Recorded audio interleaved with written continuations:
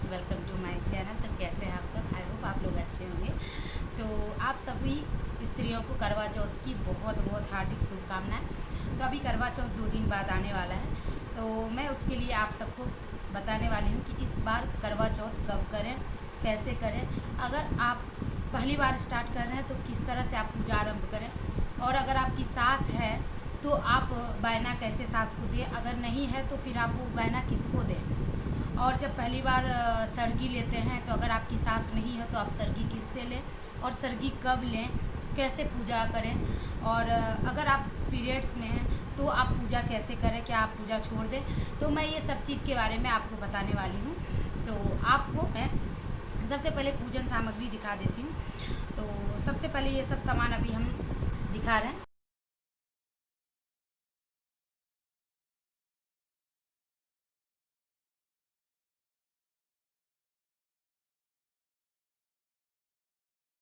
तो जैसे ये छलनी रहता है जिससे हम देखते हैं, देखने के लिए ये रहेगा मेरा।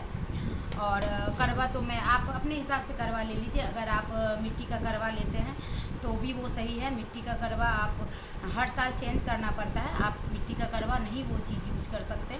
तो आप एक अगर पीतल का लेना चाह रहे हैं तो दोनों एक साथ पीतल का आप ले लीजिए, तो वो आपके लिए बहुत अच्छा रहेगा। क्योंकि मिट्टी के करवे में क्या रहता है कि हर साल आपको नया यूज करना रहता है। तो अगर आप ये पीतल का ले लिए तो आप हर साल इसको यूज कर सकते हैं। तो आपको 2 करवा लगेगा, एक जो आप सास को दे सकते हैं जिसमें भरना पड़ता है प्रसाद। तो अगर आप की सास बगल में नहीं है, दूर है, तो आप किस तरह से भरें उसको। तो सबसे पहले सुबह आज 13 तारीख को, हम 13 तारीख को ये व्रत करेंगे। व्रत कैसे करना है, सुबह सबसे पहले सरगी लेना है। तो सरगी कैसे लें, अगर आपकी सास नहीं है तो आप वो सरगी माँ से ले सकते हैं, अपने हस्बैंड के हाथ से ले सकते हैं। और सरगी कब लें, सरगी आप सूर्योदय से पहले लें। सरगी आप कोशिश करें 5 बजे तक सरगी ले लें। और सरगी में आप जैसे ले सकते हैं दही, छाछ, लस्सी, या फिर जो भी मतलब लिक्विड वाला ज़्यादा चीज़ आपको अच्छा रहेगा, जूस, या फिर आप फल भी कटे हुए ले सकते हैं। और आप दिन भर निर्जला करिए, और आप चंद्रमा को शाम में अर्घ देने के बाद अपने पति के हाथ से पानी पिएं, और उसके बाद अपना व्रत तोड़ें। और दूसरी बात है कि अगर आप पहली बार शुरू कर रहे हैं तो आपको बायना किससे लेना चाहिए। तो बायना आपको अपने मम्मी पापा से, मतलब माँ के मायके के घर से ही लेना चाहिए। और उन्हीं के घर से जो सामान आएगा, कपड़ा, आपको वस्त्र, जो भी सामान है वही सामान आप यूज करें। अगर आपको सास को देना रहता है तो वो सामान आप अपने से खुद से खरीदें और 16 श्रृंगार के साथ आप उसे सास को दें। लेकिन अगर आपकी सास नहीं है तो आप क्या करिएगा। अगर आपकी सास नहीं है तो आप जेठानी को या चचिया सास को, बुआ सास को या ननद को, जो भी आपसे बड़ी हैं, उन्हें देकर आप प्रणाम करके आप व्रत को समाप्त कर सकती हैं। और अगर आप पीरियड्स में हैं तो क्या करें, अगर आप पीरियड्स में हैं तो आप अपने घर में जो बड़े लोग हैं, जो भी सास है या जेठानी है, आप उनसे पूजा करवा सकते हैं। अगर ये लोग कोई नहीं है और आप घर पे अकेले रहते हैं तो आप अपने हस्बैंड से पूजा कराइए, और आप दूर बैठ के बस आप कथा सुनिए। सब कुछ आप बताइए अपने हस्बैंड को कि किस किस तरह से करना है, वो कर देंगे, और आप बगल में बैठ के पूजा करिए। और इस तरह से ही हमें व्रत करना चाहिए। अगर हम पीरियड्स में हैं तो व्रत को छोड़ नहीं सकते, और व्रत को हम इस तरह से कर सकते हैं। तो और दूसरी बात है कि इसमें करवा चौथ अगर आपका है, पहला है, दूसरा या तीसरा, तो सबसे कंपलसरी इसमें क्या होता है, सबसे पहला तो सरगी के लिए जो हमको पूजा और फल का सामान आता है वो तो ठीक है। जैसे करवा, करवा बहुत इम्पोर्टेंट है, एक करवा नया होना चाहिए। और दूसरा जो है ना, ये बिछिया, बिछिया हमें हर साल नया लेना चाहिए बिछिया, क्योंकि ये बहुत सुहाग का प्रतीक होता है और सुहाग के लिए होता है। तो ये देखिए बिछिया मैंने भी लिया है, तो हर साल आप बिछुआ लीजिए। और सिंदूर, सिंदूर सबसे इम्पोर्टेंट है कि आप सिंदूर की किया नए डब्बी लीजिए, क्योंकि उससे ही पहले आप करवा माँ को लगाइए और उसके बाद खुद आप लगाइए। और आप ये दोनों सिंदूर ले सकते हैं, दोनों सिंदूर आपको जो दोनों आप लगा के आप खुद को यूज कर सकते हैं, सालों भर आप इसको यूज करिए। और जो भी 16 श्रृंगार है, 16 सब कुछ सामान है वो आप यूज कर सकते हैं। और अगर आपका पहला है तो आप कोशिश करें कि आप नया वस्त्र पहने। अगर आपकी शादी का जोड़ा है, अगर लेकिन वो धुला है तभी आप उसे पहन सकते हैं, बिना धुला हुआ पूजे में बैठना नहीं चाहिए कपड़े पहन के। लेकिन ऐसा कंपलसरी नहीं है कि आपको अखंड साड़ी ही पहनना है, आप साड़ी दूसरा ले सकते हैं, पहना हुआ साड़ी भी पहन सकते हैं, बस धुला हुआ होना चाहिए। और अब इसके लिए आपको क्या क्या चीज़ की ज़रूरत है, तो सबसे पहले ये बुक की आपको ज़रूरत है जिसमें कथा सुनते हैं, तो इसकी भी आप पूजा करिए। एक चौकी लगाइए, चौकी पे वस्त्र बिछाइए। वस्त्र बिछाने के लाल और पीला होना चाहिए, लाल पीला बहुत ही शुभ होता है, तो ये लाल वस्त्र लीजिए और आप इसको आप बिछाइए।